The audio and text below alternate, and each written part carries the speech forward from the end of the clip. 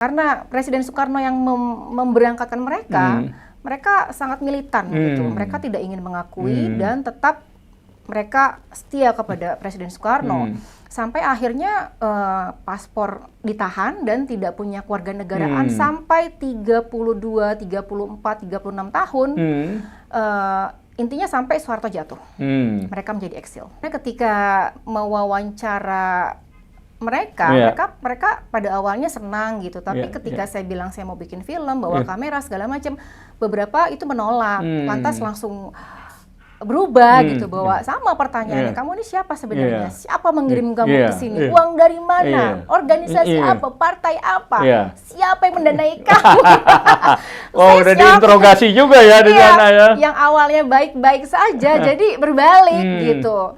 Dia curiga, dipikir saya intel. Mereka pelajar dikirim, tiba-tiba dituduh, stigma itu melekat seumur hidup sampai keluarganya itu kan kasihan. Ketika di stigma, lu PKI, anak PKI itu kan, wah udah belum tentu mereka PKI belum tentu gitu. Dalam konteks pemilu relevan sekali dong film ini. Betul. Terlepas dari pro dan kontra siapa yang kita pilih. Yang misalnya mau golput atau misalnya masih swing voter, mau kanan, kiri, depan, belakang, nonton ini biar lebih ajak gitu milihnya. Biar cocok ya dengan situasi biar sekarang. Kedepannya itu Indonesia tuh sama-sama enak gitu auranya gitu kan.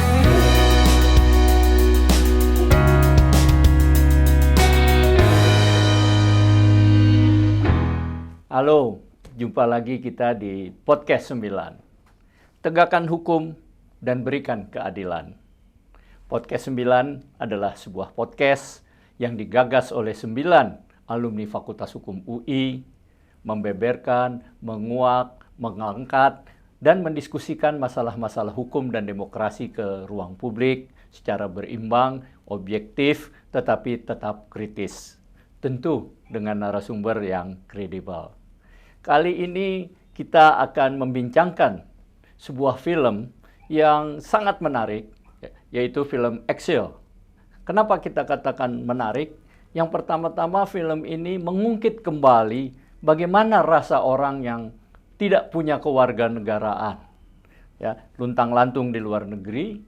Dan yang kedua adalah kita akan membahas bagaimana seorang sutradara perempuan berani membuat film yang sensitif ini. Apa yang melatar belakangi? Apakah benar ada dendam politik atau ada masalah apa? Dan apakah dia nggak takut? Inilah yang akan kita bicarakan dengan sutradara sekaligus penggagas dari film Exile, yaitu Lola Amaria. Halo Mbak Lola, apa kabar? Baik Mas Wina, makasih Katanya loh. Kelihatan masih capek udah ke sana ke sini. Demi apa ya? Demi podcast ini. Terima kasih. Ini film ini berapa lama sih Anda buat? Jadi kalau total itu 10 tahun. 10 tahun, wow, lama banget ya. Jadi saya cerita masalah riset dulu Iya. ya. Riset itu bermula di tahun 2013. Iya. Kemudian sampai 2015, karena saya mendatangi lebih dari 20 narasumber yang tersebar di berbagai negara di Eropa. Narasumbernya itu Exile-nya ya? Exile-nya, ya.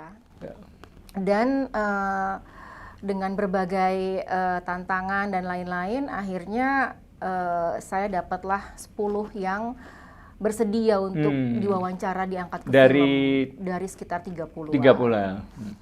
Yang lain kenapa nggak bersedia? Curiga apa gimana? Enggak, selebihnya nggak bersedia karena mereka takut, trauma, mungkin belum bersedia karena ada keluarga besar, anak, suami atau istri, atau mungkin beberapa keluarga yang di Indonesia. Oh, mereka takut kalau kasusnya diangkat berdampak kepada keluarga di Indonesia? Bukan kasusnya diangkat, tapi ketika berbicara soal kejadian di 65 itu, keluarga yang sudah baik-baik saja di Indonesia akan terstigma kembali, mengingatkan kembali gitu. Kemudian ya orang kalau udah menstigma kan efeknya panjang ya, seumur ya, hidup udah gitu. ada stempel gitu ya. Iya, dan itu yang tidak diinginkan oleh beberapa yang tidak bersedia. Saya menghargai itu, jadi saya mengajak yang memang 10 orang ini bersedia.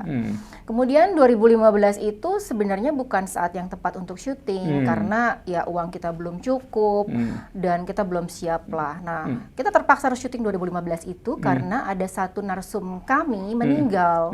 Narsumnya nih si Exilnya ya? Iya, karena udah tua-tua semua. Jadi satu orang meninggal karena serangan jantung. Nah, lantas saya meeting dengan tim saya dan saya bilang bahwa kayaknya kita harus cepat-cepat berangkat, cepat-cepat mengambil yang 9 ini, karena kalau kita nanti-nanti kita tunda, itu pasti kita nggak tahu kan usia gitu, mereka udah makin tua, takutnya mereka juga demensia atau lain-lain gitu, pikun gitu kan. Oke, Lola, sebelum lebih jauh soal itu, mungkin kan sebagian penonton nggak tahu. Tolong diceritakan soal apa sih ini film ini nih, ya? Ini soal exil. Yeah. Exil itu kan artinya diasingkan, Yeah. terasing gitu. Yeah. Jadi di Indonesia mereka seperti dibuang, tidak diakui. Kemudian di luar negeri pun mereka tidak punya. Mereka ini adalah, kalau saya nggak salah ya, orang-orang yang dulu dikirim dari Indonesia untuk belajar di luar negeri, di Eropa dan sebagaimana. Itu kan? Iya, jadi exil sendiri artinya adalah diasingkan. Diasingkan. Kemudian mereka itu yang dikirim pemerintah Soekarno, Presiden Soekarno dapat beasiswa untuk menimba ilmu sekolah di bidangnya, di ahlinya. Rentang waktu 62, 63 mereka belajar, kemudian pada saat pecah peristiwa 65 mereka tidak bisa pulang, dituduh PKI, dituduh yang negatif, sehingga ketika ada screening itu memperpanjang paspor dan lain-lain gitu. Pada zaman itu ada screening ya? Iya, jadi mereka di interview segala macam, diwawancara bahwa mereka harus mengakui pemerintahan yang baru, kemudian jika tidak, paspor ditahan dan tidak diperpanjang. Karena Presiden Soekarno yang memberangkatkan mereka, mereka sangat militan gitu. Mereka tidak ingin mengakui dan tetap mereka setia kepada Presiden Soekarno. Sampai akhirnya paspor ditahan dan tidak punya kewarganegaraan sampai 32, 34, 36 tahun. Intinya sampai Soeharto jatuh. Mereka menjadi eksil. Ya, dan selama itu pula mereka tidak punya kewarganegaraan. Tidak. Terus hak-hak mereka juga di negara di Indonesia dicabut, di tempat tinggal mereka juga mereka nggak punya hak apa-apa ya? Nggak punya. Jadi ketika saya tanya beberapa dari mereka nggak mau bikin paspor negara yang mereka tinggali. Mereka hanya minta suaka perlindungan. Dan ketika ijazah mereka dengan bidang-bidang ahli yang pintar-pintar, nggak bisa dipakai keilmuan, kedisiplin ilmunya karena nggak ada dokumen. Jadi mereka hanya bekerja untuk menyambung hidup sebagai ya pekerjaan di restoran, jadi waiter, penjaga perpustakaan, hal-hal yang di luar dari disiplin ilmu mereka. Itu stres kan. Nah, kemudian saking cintanya dengan Indonesia, mereka nggak mau punya paspor negara lain. Tapi ketika mereka cinta sekali ya sama Indonesia. Betul. Tapi ketika Soeharto jatuh, mereka ada keinginan untuk pulang ke Indonesia. Lantas kan kalau nggak punya dokumen nggak bisa pulang. Akhirnya barulah mereka untuk berpikir untuk membuat paspor negara Jerman, Belanda atau yang lain, hanya untuk sebuah dokumen perjalanan supaya bisa pulang ketemu keluarga. Di Indonesia ya. Bukan berarti mereka tidak Indonesia. Nah, gini, orang kan pasti tanya nih ya, Lola ya. Anda umur berapa ya waktu kejadian itu kira-kira? Masih kecil, belum lahir malah kan. Tapi kok Anda kemudian tertarik pada isu ini? Ini kan sesuatu yang luar biasa, cewek lagi Anda kan, sutradara cewek gitu. Apa yang membetot-betot Anda untuk membuat film ini? Jangan-jangan disponsori oleh partai atau siapa gitu loh misalnya. Satu hal itu juga kesulitan saya gitu, karena ketika mewawancara mereka pada awalnya senang gitu, tapi ketika saya bilang saya mau bikin film, bawa kamera segala macam, beberapa itu menolak, lantas langsung berubah gitu, bahwa sama pertanyaannya, kamu ini siapa sebenarnya? Siapa mengirim kamu ke sini? Uang dari mana? Organisasi apa? Partai apa? Siapa yang mendanai kamu? Oh, udah diinterogasi juga ya di sana ya. Yang awalnya baik-baik saja jadi berbalik gitu.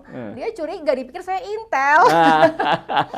Jadi saya jelaskan bahwa saya sendiri, saya independen, saya jujur mau buat film tentang eksil dan tidak ada siapapun di belakang saya. Percaya nggak mereka tuh? Lama, awalnya nggak percaya. Nggak percaya, akhirnya ini gimana ya kok sesulit ini gitu. Mungkin karena ya trauma yang berkepanjangan tadi, ketakutan. Akhirnya saya mendekati seorang teman di Belanda yang memang mereka dekat sekali dengan para eksil. Saya cerita lah, akhirnya ini film saya, ini yang udah saya buat. Saya jujur, saya nggak ada siapa-siapa, nggak ada partai, nggak ada organisasi. Saya murni independen.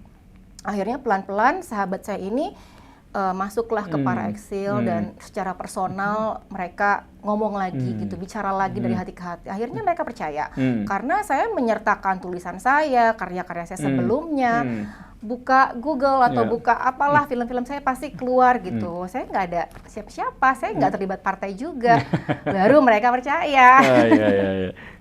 Kalau kenapa tertarik? Itu karena satu, rasa penasaran. Penasaran itu, ada satu film yang kita tuh dicuci otaknya waktu kita sekolah, zaman saya ya. Itu film G30 SPKI. Betul, itu ya. Itu yang bikin teman saya tuh, Arifin Senur kalau nggak salah. Iya.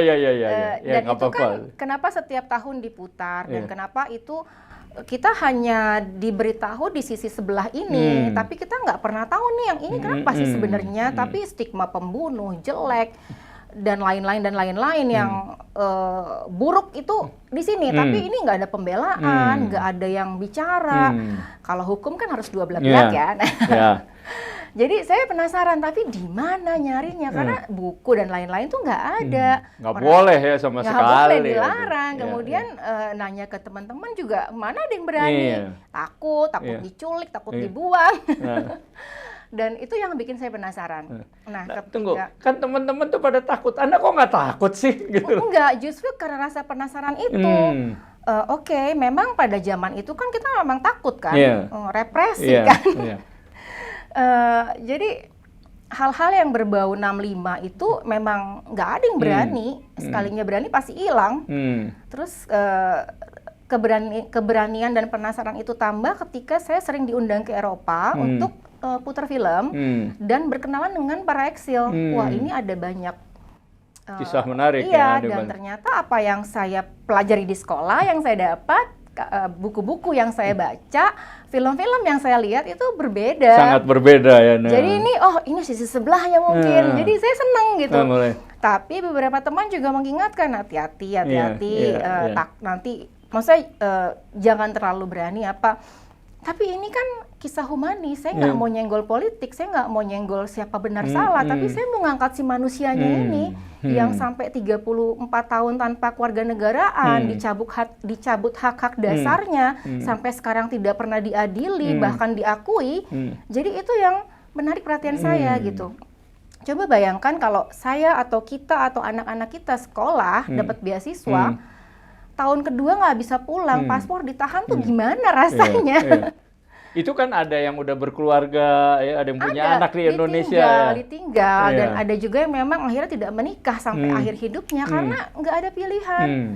Kewarganegaraan aja nggak jelas, gimana saya mau ngajak orang nikah gitu kan, beban. Ada juga yang menikah dengan perempuan Rusia atau perempuan Republik Ceko atau perempuan negara setempat. Kalau di Rusia tuh berarti dicurigai juga dong, oleh sana dicurigai waktu itu pemerintah waktu itu kan sangat curiga. Perestroika, kemana-mana tuh diikutin.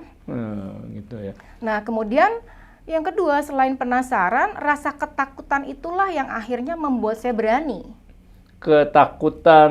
Ditakut-takutin gitu loh. Gitu ya. Karena mau sampai kapan kita takut? Kami semua sampai kapan takut?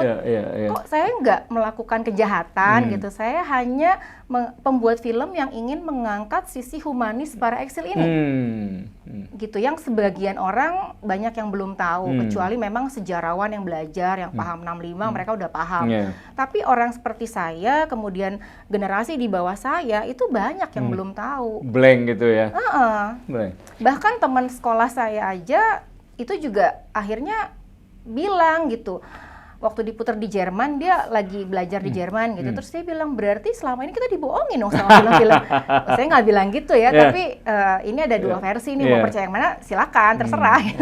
Jadi Mbak Lola ini sebenarnya tidak pro kesana kesini, tapi cuma mengangkat kisah-kisah kemanusiaannya. Betul. Dan hukum keadilan bahwa semua masyarakat tuh Punya hak yang siapapun sama. dia punya hak untuk menerima hukum dan keadilan gitu ya. Betul, karena saya pembuat film emang nggak boleh memihak. Jadi kalau ada peristiwa yang dibuat pemerintah, terjadi dan sudah beredar. Nah, ini ada sisi sebelahnya, saya coba untuk berimbang. Dan memang saya nggak mau bicara politik, nggak mau bicara siapa salah siapa benar, atau menghujat pemerintah, nggak boleh. Tapi saya justru lebih ingin mengangkat manusia-manusia ini yang hak-haknya dicabut tadi. Gitu ya. Nah, tadi kita kembali, kan sampai 10 tahun itu ya bikinnya. Tadi baru 2 tahun tuh ya, saya potong kan. Yang 8 tahunnya lagi gimana tuh? 2015 kita syuting dengan segala yang terbatas ya. Bulan Oktober, November, Desember kita keliling ke 5 negara. Yang penting isi dari wawancara Excel ini kita dapat. Kemudian kita pulang ke Indonesia. Dan saat itu kan masih kenceng ya, masih banyak yang takut juga tahun 2015 karena baru pergantian dari Pak SBY ke Pak Jokowi kalau nggak salah. Dan itu kita sempat, saya gitu dan teman-teman juga sempat memegang untuk mengerjakan post produksi di editing itu, tapi karena ada banyak pekerjaan yang lain sehingga ini bukan terbengkalai ya, maksudnya entar dulu deh gitu. Terus memegang proyek ini tuh butuh energi luar biasa, nggak bisa disambi. Jadi ketika ada satu proyek udah selesai, kita ngerjain Excel misalnya, edit gitu, nggak bisa tuh. Itu kenapa? Saya juga nggak tahu ya. Saya udah berapa kali gitu, tim saya itu berapa kali ganti struktur. 2016, 17 kok belum srek ya. Akhirnya 2019 itu selesai saya ngerjain film 6,9 detik, pandemi. Nah, ada beberapa rencana yang ternyata proyek dan lain-lain gagal gitu karena pandemi. Akhirnya karena 2 tahun gak ada kerjaan, peganglah proyek ini. Saya dan tim saya mulai lagi untuk mengerjakan editan dari awal gitu. Jadi pandemi yang menyelamatkan, membawa hikmah juga tuh pandemi ya. Film ini karena full 100% kan, nggak ada kerjaan lain, nggak disambi dan ya udah kelar. 2022 akhir. 2022 itu ada nggak kru atau orang yang mau membantu film ini takut juga gitu? Iya ada. Jadi ada ya? beberapa yang bekerja memang tidak bersedia ditulis namanya di kredit, di poster karena saya juga menghargai itu karena mereka punya anak, punya istri, mereka juga mungkin takut kan, nggak tahu siapa yang bakal menjamin nanti. Tapi kalau saya kan ada Mas Wina, ada ini di podcast 9 jago-jago hukum semua nih. Jadi saya kalau ada apa-apa saya kesini. Atau saya minta suaka deh, cariin kita suaka. Jadi apa namanya, di film ini sendiri setelah 10 tahun baru rampung ya. Syutingnya berapa lama berarti? Syutingnya sih kita on off ya. Jadi 3 bulan di Eropa. Kemudian ada beberapa footage yang kita beli memang dari Amerika, Rusia, Australia dan Inggris, Belanda juga, Indonesia juga. Kemudian animasinya kita buat karena kenapa pakai animasi, ada peristiwa yang saya tuh nggak tahu gitu dapetin footage-nya di mana, misalnya revolusi kebudayaan. Itu kan kita semua belum ada yang tahu ya situasi seperti itu kayak gimana gitu di China itu. Akhirnya tunggu, kalau saya sih paham ya footage, mungkin orang film paham. Tapi masyarakat umum belum paham footage itu apa sih? Footage itu adalah media pelengkap seperti foto atau video ketika narasumber diwawancara, mereka misalnya bicara ketika revolusi kebudayaan kita harus punya gambarnya. Nah, itu nggak mungkin kan beli di China pasti nggak dikasih. Akhirnya hanya membayang-bayangi dari referensi bacaan revolusi kebudayaan seperti apa, tahun berapa, kemudian cerita para eksil bahwa dia di camp sebuah seperti benteng gitu, dikumpulin di situ sekian tahun gitu. Nah, itu akhirnya menjadi referensi, kayak gini gambarnya, dibuatlah animasi. Dan ada beberapa syuting juga di beberapa kota di Indonesia seperti Sumatera Barat, Sumatera Utara, di Solo, Jogja, dan Belitung kalau nggak salah. Nah, footage ini juga kan dalam era sekarang nggak murah ya? Per detik loh itu Oh, hitungannya. per detik. Jadi Kan mahal gitu ya? Iya, saya biasanya kalau footage untuk film fiksi itu Iya. kan kita belinya paket Iya. gitu. Oh, saya butuh misalnya footage kota Jakarta. Oh, ini nih misalnya ada gelondongan, ada 5 menit, terserah mau dipakai yang mana aja. Ya udah harganya 5 menit segini gitu. Tapi begitu ke BBC misalnya atau ke Pond 5 atau ke Leiden Belanda gitu, Bell and Gelduit, itu tuh per detik. Kalau foto per lembar, kalau film per detik. Per detik. News mahal gitu. juga ya. Jadi per detik itu US dollar ya. Jadi untuk footage aja menghabiskan ratusan juta. Nah, terkait biaya nih, tadi kan udah footage saja mahal. Pertanyaannya, dibiayai Lola semua atau ada sponsor atau apa film ini? Jadi gini, saya semua juga ada uang saya di situ, tapi tidak 100%. Dan saya juga ada beberapa teman yang concern dengan isu ini. Saya bikin proposal, kemudian saya presentasi. Ada beberapa yang tertarik dan ikut mendanai, tapi juga mereka invisible. Mereka nggak mau disebut namanya. Mereka ya udah mereka bantu karena mereka peduli gitu. Dan saya juga nggak boleh nyebutin siapa. Kan kalau proposal semua film juga kadang-kadang banyak proposal sebagian besar ya kan. Karena untuk tema seperti ini nggak mungkin lah ada yang begitu terbuka ya, kecuali memang yang concern sekali gitu. Ini nih film sejarah atau film apa sih? Dokumenter atau apa gitu? Ya ini dokumenter aja gitu. Kalau film sejarah tujuannya untuk meluruskan sejarah, mencerdaskan kehidupan bangsa, saya sih nggak sampai ke situ ya. Karena gini, karena bidang saya film dan saya paham apa yang saya buat, nggak ada salahnya kan saya berbagi melalui film gitu. Jadi ya kalau orang film melalui film tentu betul, jadi sharing is caring gitu. Mungkin karena banyak yang nggak paham soal ini, saya berbagi paham lah lewat film. Kan lebih gampang ya untuk dicerna ketimbang harus baca buku puluh halaman, ratus halaman gitu. Ini langsung lihat 2 jam langsung kayak belajar berapa semester gitu. Saya dengar ini panjangnya berapa kalau di layar lebar? 2 jam 118. Iya, 118. Hampir 120 lah. 2 jam lah ya kurang gitu. Lebih. Tapi katanya saya dengar syutingnya berpuluh-puluh kali itu penghasil jamnya itu. Iya, footage raw-nya itu materialnya sekitar 40-50, mungkin 40-60 jam kali ya. Diedit tuh ya dari 40 jam karena ini kan film dokumenter ya. Gimana tuh ngeditnya tuh? Kalau saya sih nggak sanggup begitu banyak gitu loh. Itu harus tanya sama Mas Salahuddin Siregar. Jadi beliau yang ngedit versi terakhir. Beliau juga sutradara terkenal ya untuk dokumenter dan kawan baik saya ketika saya bicara gitu, mau nggak Din, ada film nih yang masih belum kelar gitu, kalau lagi nggak ada kerjaan ngobrol yuk gitu, terus mau nggak ngeditin ini, karena kan dia sutradara, dia harus hanya dulu dong mau nggak ngedit gitu. Akhirnya oke, lihat dulu deh materinya kayak apa, nanti baru dikabarin gitu. Akhirnya ketika udah ngeliat raw-nya dia bilang oke, gue mau. Ya alhamdulillah gitu. Dan berkat campur tangan Mas Udin di akhir ini, ya luar biasa lah gitu, dari sekian puluh jam jadi 2 jam saja. Luar biasa, itu luar biasa. Iya, dan setelah melihat hasilnya gimana Mbak Lola terhadap 2 jam ini? Review pertama itu masih hampir 3 jam ya. Terus ya oke, kita FGD, terus kita ada meeting, kita undang siapa gitu internal. Ini gimana, ngerti nggak, paham nggak? Memang harus runut gitu, kita harus jelas kita mau pasarnya siapa, kita mau bicara apa gitu. Jadi dari awal memang film ini diperuntukkan untuk mereka yang tidak mengerti sejarah 65, bukan untuk yang ngerti atau paham. Jadi harus tahu dulu tuh segmennya. Kalau yang pura-pura paham, pura-pura ngerti, padahal nggak ngerti. Ya nonton aja. Jadi kalau udah ngerti pasti, aduh, gue mah udah tahu gitu misalnya. Tapi kan yang ngerti sedikit, yang nggak ngerti lebih banyak. Jadi kita lebih memilih segmen itu, sehingga struktur dan lain-lainnya harus disesuaikan. Alurnya sampai endingnya gitu. Kita mau bicara apa sih, peristiwa-peristiwa demi peristiwa gitu. Nah, tadi bicara apa sebenarnya Mbak Lola mau bicara apa nih lewat film ini? Jadi gini, ada apa ya, kalau konsep yang dibuat itu adalah penonton seperti mengikuti perjalanan saya keliling Eropa, kemudian Indonesia, untuk mencari jawaban-jawaban, puzzle-puzzle yang belum lengkap. Yang selama ini mungkin, ini yang benar yang mana ya, ini kok begini ya.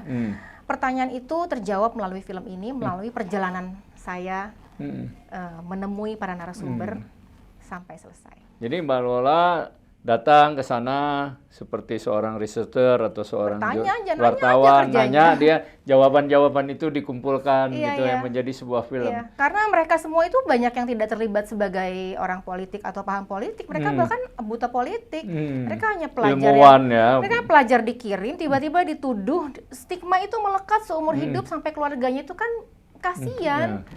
Ketika di stigma, lu PKI, anak PKI itu kan wah, udah belum tentu mereka PKI belum tentu gitu, dan ketika stigma itu melekat, seluruh keluarga besarnya kena, udah habislah hidup mereka, kemana-mana nggak bisa. Gitu ya. Apa yang Mbak Lola dapati ya dari hasil wawancara yang kemudian dari film mereka? Apakah sekedar mereka kehilangan terasing saja atau hak-hak hukumnya, hak-hak asasinya hilang? Substansi apa yang Mbak Lola bisa peroleh dari kisah-kisah mereka ini? Kalau saya merasa gini, yang pertama memang soal hak dasar yang dicabut, disingkirkan. Mereka itu orang-orang terpilih yang pinter-pinter yang akhirnya harus membangun Indonesia. Kalau nggak terpilih nggak mungkin lah dikirim ke sana. Hilanglah satu generasi, gitu. Apakah itu sengaja atau tidak, dihilangkan satu generasi supaya orang juga lupa. Ada apa gitu sebenarnya untuk mengubur sejarah atau mengalihkan sejarah, karena biasanya kan juga sejarah dibuat oleh pemenang ya. Ya, pasti. Dan masalah stigma tadi, ya jangan gampang menstigma orang, apalagi untuk hal yang buruk yang belum tentu benar. Itu fundamental ya, yang harus dilindungi siapapun gitu ya. Betul. Nah, kalau kesulitan apa ya Mbak Lola ketika membuat film ini? Kalau duit kesulitan nggak waktu bikin film? Sulit lah. Pertama itu emang uangnya sulit, tapi gini, saya termasuk orang yang cukup sabar, harus sabar bukan cukup sabar, karena ketika saya pengen banget footage ini, tapi harganya mahal, tapi kalau saya nggak dapet, ini pincang gitu, ini bolong. Akhirnya saya tahan untuk saya dapetin uang lagi, entah dari mana lah, pokoknya saya cari untuk saya bisa beli footage. Tadi selain uang, apa aja kesulitannya? Iya, kesulitan waktu dari awal memang kesulitan untuk menginterview, mewawancara mereka karena orang baru kan dianggapnya ini siapa, gitu, intel apa bukan. Terus yang kedua, ketika proyek yang nggak kelar-kelar, mereka tuh nanya, gitu kan kayak, aduh ini udah sekian tahun nggak kelar-kelar, nih bener nggak nih anak, kan tambah beban gitu. Nah begitu selesai, ya waktu post produksi juga kan.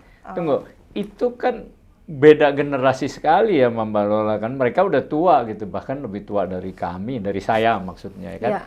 Tentu ada proses ya, umur bertambah segala itu, masih lengkap semua nggak tuh narasumbernya atau udah ada yang meninggal? Oh iya, jadi waktu kita menyelesaikan itu selagi kita syuting kan satu udah meninggal. Lagi syuting meninggal.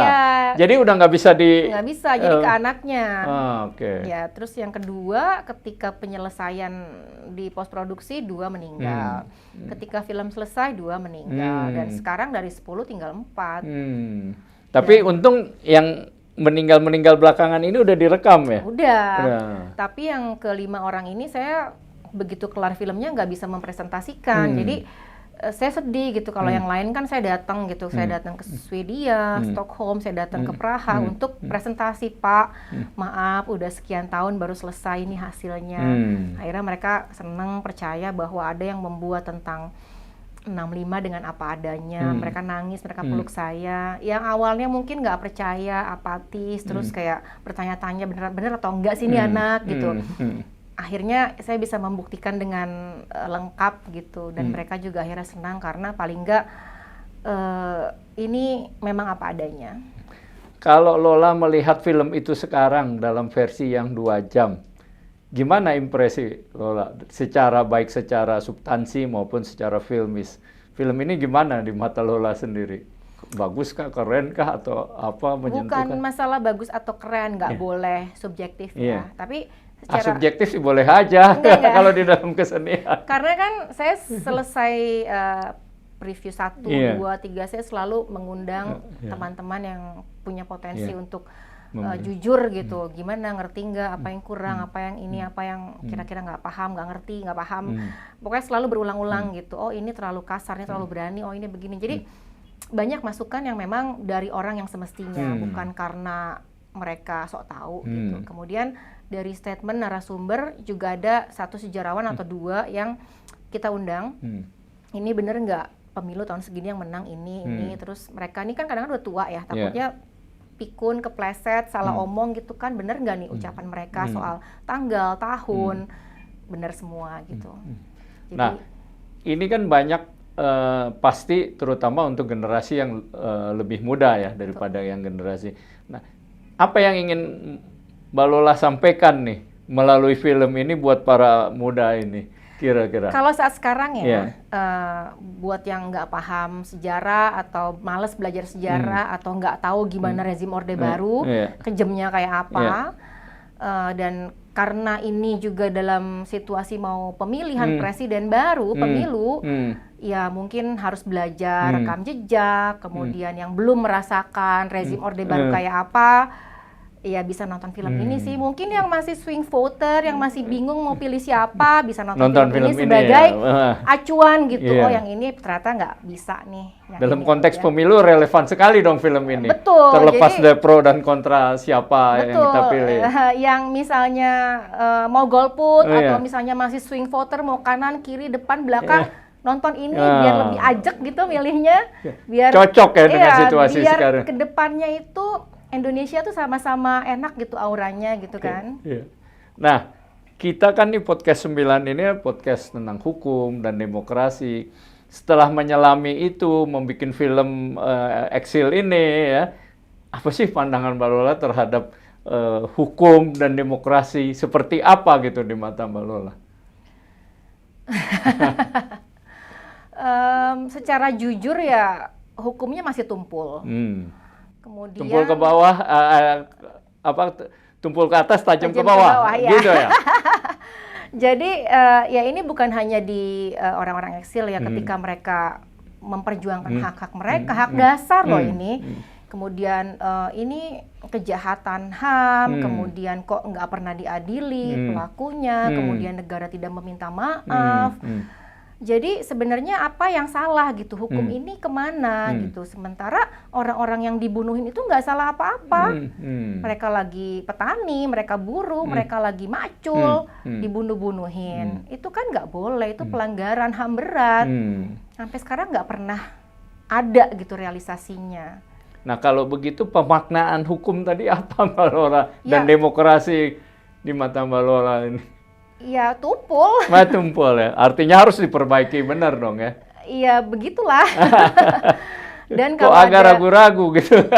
Iya, karena saya ngomong sama ahli hukum semua kan. Di sini yang nonton ahli hukum. Jadi mungkin saya hanya bilang hukum di Indonesia itu tumpul dan gimana caranya hak-hak dasar atau hal-hal yang paling dasar itu juga diperhatikan gitu secara hukum. Karena kita sebagai warga negara punya hak yang sama. Ada sila 4 loh dan sila 5. Kerakyatan yang dipimpin oleh hikmat kebijaksanaan dalam kemusyawarahan dan perwakilan. Keadilan sosial. Harus adil. Yang ada sekarang karena hukum tumpul ketidakadilan sosial jadinya. Dan itu jadi perlu nggak ada sila 5. Oh, enggak.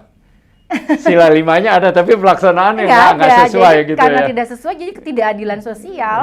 Makanya podcast 9 itu kan semboyannya tegakkan hukum, berikan keadilan. Betul. Gitu loh. Jadi kalau terjadi sesuatu dengan saya ya saya harus saya kesini ya. Gitu ya. Tapi mungkin kalau dilihat ya ini juga pelajaran, banyak juga teman-teman yang tadi udah mewanti-wanti gitu, jangan, maksudnya masalah takut, jangan terlalu berani gitu. Tapi saya juga belajar gitu bahwa apa yang saya lakukan ini satu tidak melanggar hukum, saya tidak melawan pemerintah, saya tidak memprovok orang untuk menjadi komunis atau PKI, udah nggak ada juga PKI-nya di sini gitu. Artinya ini hanya sejarah yang harus dibuka, dipelajarin. Oh seperti ini kita pernah terjadi gitu. Ada yang protes nggak waktu buat gitu atau setelah penayangan terbatas itu? Enggak sih, belum Belum ada. ya? Tapi karena memang masih terbatas ya, nah mulai Iya. tanggal 1 Februari kan. Ini mulai tayang kapan? 1 1 Februari ya, Februari. 1 Februari 2024 ini Betul, ya. di Dekat-dekat bioskop. pemilu banget ya. Di bioskop. Jadi mungkin setelah ini udah di publik, saya belum Tunggu, tahu. di Jakarta aja apa di seluruh Indonesia tuh? Ada Jakarta, Depok, Bekasi, Bandung, Surabaya, Medan, dan beberapa kota di Ada ya? lainnya ada. Tapi mungkin limited ya, nggak serentak banyak gitu, karena film dokumenter. Dan film ini kan udah dapat hadiah ya di Festival Film Indonesia ya? FFI, FFD, JAV untuk di Indonesia. Udah berapa piala dapat? Berapa ya? Kalau di Indonesia 3. 3 ya? Kalau di luar itu sebenarnya diputer gini, ketika buat film ini pun kita satu tim ini nggak pernah memikirkan akan menang festival atau penghargaan gitu, nggak. Justru keinginan saya dan teman-teman adalah film ini ditonton oleh sebanyak-banyaknya orang Indonesia di Indonesia. Ya, bahwa penghargaan itu kan apresiasi terhadap capaian yang telah diberikan gitu. Iya. Ya. Harapan Mbak Lola kalau film ini tayang apa? Banyak penontonnya kah atau apa gitu? Iya, harapannya memang di Indonesia ini tayang, ditonton sebanyak-banyaknya dan mereka jadi melek sejarah. Gitu ya? Iya. Saya sih udah nonton film ini ya, dan menurut saya itu adalah film Anda yang paling bagus ya. Dari film yang lain bagus, tapi this is the best one ya, paling Terima bagus kasih. kalau saya lihat. Dan selamat untuk itu ya. Saya juga salut bahwa ada keberanian dari seorang sutradara perempuan bikin film itu ya, bukan hanya berbau propaganda, tapi juga tadi yang humanis, menelusurinya, ada kesabaran ya, dan bagaimana mengungkapkan sesuatu dengan tidak marah. Kalau film itu kan tidak marah. Nggak boleh marah. Nggak boleh marah malah. Ya. Kalau orang kan biasanya menghadapi ketidakadilan, ya, tidak lemahnya hukum yang tumpul itu kemungkinan besar dengan marah-marah. Film ini saya lihat tidak marah-marah, tidak ada. Tapi membuat orang bisa menjadi marah gitu ya, menonton mengaduk-ngaduk emosi. Ya. Karena memang ketika ada beberapa film sejenis, itu dari awal sudah konsepnya melawan. Mau melawan pemerintah misalnya, berpihak pada korban, itu nggak apa-apa juga. Dari shot-shotnya tuh ketahuan diadu gitu kan, mata ke mata, muka ke muka. Tapi mungkin kalau di sini awalnya konsepnya memang mau bicara humanisme kok, bicara soal kemanusiaan, karena yang korban ini si manusianya gitu. Jadi ya kalau kami sih mendukung, nggak usah takut ya, nggak membuat apa, nggak ada takut kecuali Anda melakukan perbuatan tercela, mencuri, korupsi dan sebagainya. Ini kan nggak ada, apalagi ini nggak boleh takut tapi dibantu ya. Siap. Nonton maksudnya. Siap. Dan mungkin ya ini juga hal menarik lembaga sensor film ya, LSF. Bagaimana pandangan Lola, kok mereka berani gitu? Saya lihat meloloskan sensor adegan-adegan yang mungkin dianggap oleh orang sensitif. Artinya buat membuat film, kalau lembaga sensor film udah lolosin, gua nggak ada salah dong. Kalau lo mau protes ke lembaga sensor film. Benar, saya juga merasa senang luar biasa. Ya hebat untuk lembaga sensor tahun ini dengan ketuanya. Karena saya pernah berantem juga tahun 2018 dengan periode yang lama karena film 5. Itu ya ada sedikit percekcokan dan akhirnya sama-sama nggak mau mengalah, akhirnya dipilih jalan tengah yang mungkin ya nggak enak buat saya, tapi harus jalan gitu.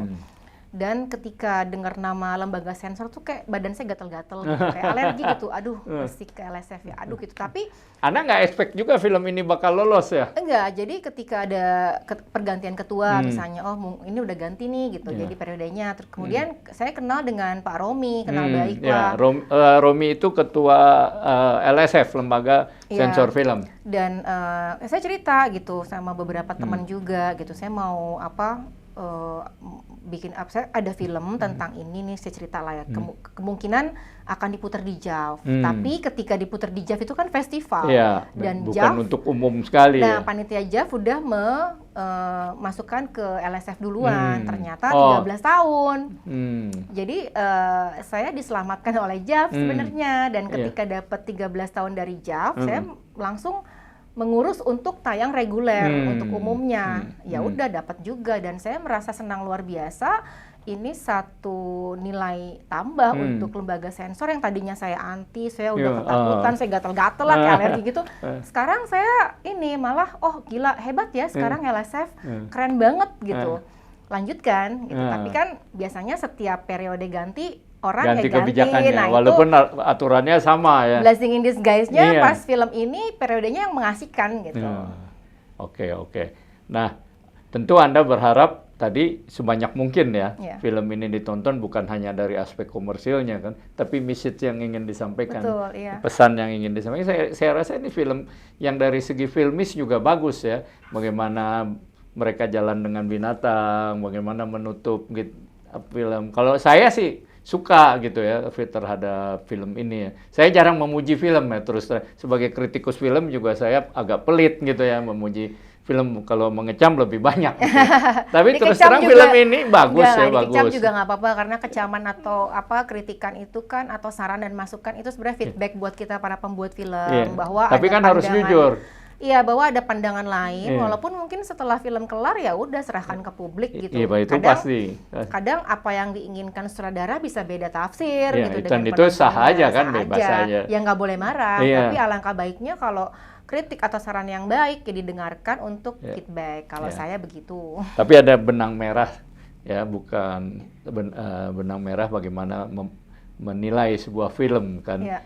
Kalau sudut pandang sih nggak apa-apa, beda-beda. Tapi nggak mungkin sebuah film yang bagus dikatakan jelek atau yang jelek dikatakan bagus gitu ya. Walaupun kritikusnya setuju apa nggak setuju gitu. Nah itu sulit tuh mencari yang benar-benar original untuk menilai film atau mengkritisi film bahasanya, mengkritisi film, tapi ada alasannya.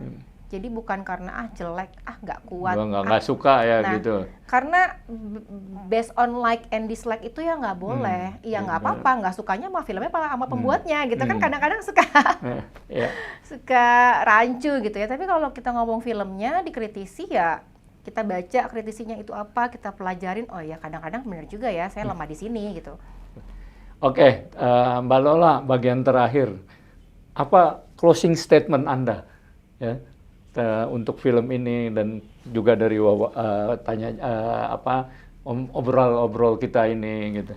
Saya nggak punya closing statement, tapi sedikit aja semoga di bioskop bisa lama. Jadi menarik juga nih, closing statementnya tidak ada itu adalah sebuah close statement juga gitu kalau nggak apa-apa. Kalau tentang film ini ya udah selesai gitu, tapi closing statement untuk keseluruhan, semoga bisa bertahan lama di bioskop dan orang-orang bisa punya kesempatan untuk nonton lebih banyak lagi. Oke. Terima kasih Mbak Lola kedatangan ke Podcast 9. Mudah-mudahan lain kali bisa kami undang lagi ke sini ya. Inilah markas kami di Jakarta. Demikian bincang-bincang kita dengan artis dan sutradara ternama yang baru saja menyelesaikan persiapan untuk penayangan film Exil di bioskop-bioskop di seluruh Indonesia. Harapannya katanya datang rame-rame nonton film ini, dan saya bisa mengatakan bahwa ini adalah film yang baik, sangat baik, bahkan the best of Lola Amaria, dan sangat bermanfaat buat masyarakat ya. Sebelum diakhiri tentu saya selalu mengatakan tegakkan hukum, berikan keadilan. Sampai jumpa lagi.